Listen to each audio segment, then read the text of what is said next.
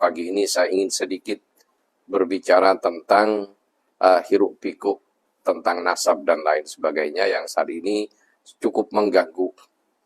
Ya, akan tetapi yang perlu kita sadari pertama sebelum saya membahas pokok masalah, saya yakin ini ada orang merekayasa sehingga terjadi hiruk pikuk ini. Entah dengan apa caranya, orang-orang pintar ngadu domba itu sudah punya cara untuk itu. Untuk apa? Ya, di antaranya juga kepentingan politik. Kenapa? Kalau umat Islam bersatu, maka mereka tidak akan berhasil politiknya. Orang-orang kafir dan orang-orang munafik akan gagal semua usahanya. Kenapa? Jika umat Islam bersatu.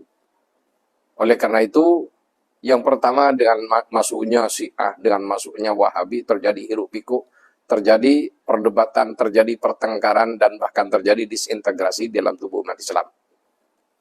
Kemudian belum selesai ini, masuk perkara yang lain. Ya.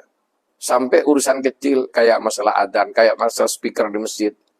Ini yang dipermasalahkan sehingga timbul hiruk pikuk di masyarakat, dan masyarakat Islam khususnya akhirnya energinya tercurah untuk membahas perkara-perkara khilafiyah yang sudah diselesaikan oleh ulama-ulama terdahulu. Kemudian yang terakhir ini yang lebih dahsyat lagi. Kenapa?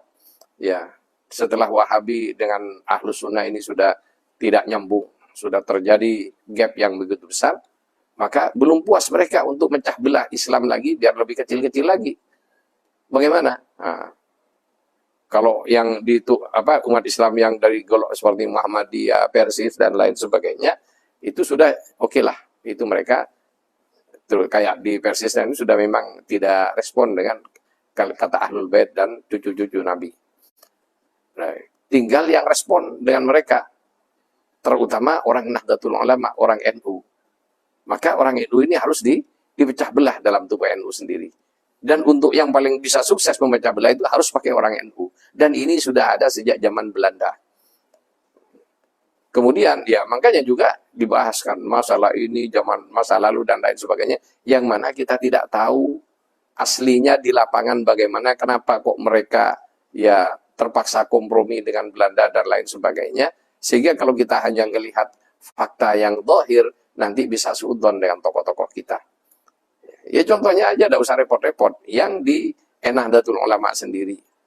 Jadi seperti Mas Umi menolak gabung dengan Nasakom. Pokoknya Islam saja murni, ya karena mereka memang berjuang untuk pemurnian Islam menurut versinya, maka mereka menolak. Akibatnya ya di blacklist dari politik Indonesia. Ya.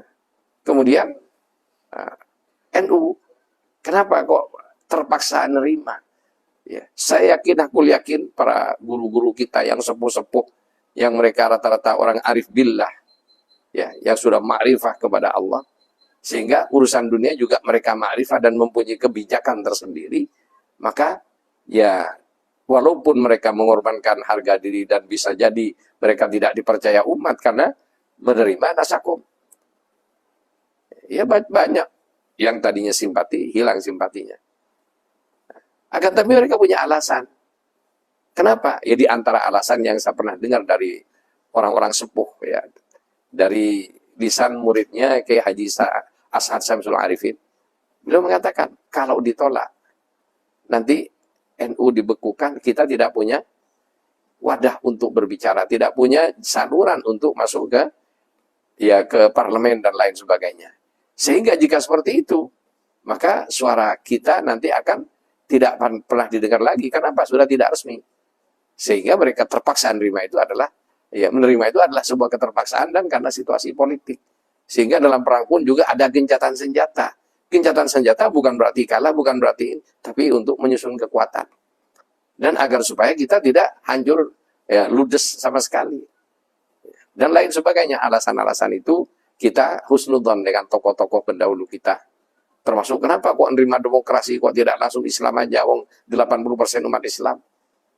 Di tetangga sebelah kita, negara sebelah kita, ya sekian persen aja sudah bisa menegakkan syariat Islam. Kok di Indonesia begini. Ya, jadi jangan sampai kita terlalu suudzon dan juga skeptis dengan apa yang diperjuangkan oleh pendiri-pendiri Republik ini. Kenapa? Saya yakin para ulama, ya zamannya Qasim Asy'ari, Kiai Wahid Hasyim, yang pada saat itu menjadi panitia persiapan, panitia orang-orang yang memperbincangkan termasuk teks proklamasi dan lain sebagainya yang mempersiapkan kemerdekaan Indonesia, dan itu juga sebagian besar umat Islam. Kemudian mereka juga mempunyai pertimbangan-pertimbangan strategis dan politis yang didasari dengan pemahaman ilmu, ya, bukan hanya sekedar fikih, ya usul fikihnya. Kemudian mereka juga menguasai semua fan ilmu dalam agama ini, sehingga terkesanlah mereka itu ya, lembek dan akan lain sebagainya. Tapi ini dinamika, ya, dinamika pemahaman dan juga bagaimana dinamika dakwah dalam kancah internasional dan kancah nasional di negeri kita. Kembali pada fokus masalah nasab sekarang.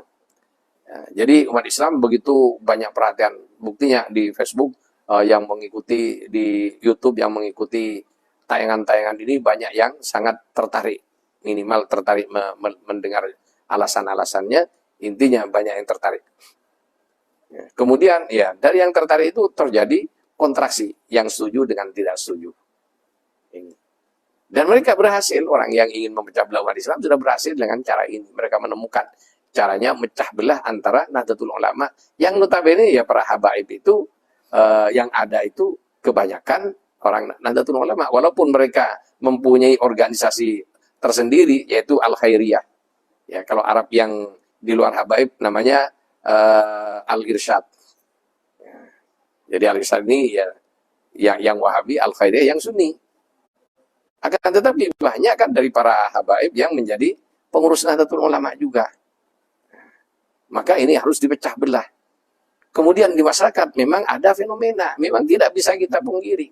Di antara habaib itu juga menyalahgunakan ya kondisi mereka, kedudukan mereka, ya ada yang meres-meres umat ya, dan lain sebagainya. Ada yang merekayasa dakwahnya untuk sumbangan dan lain sebagainya.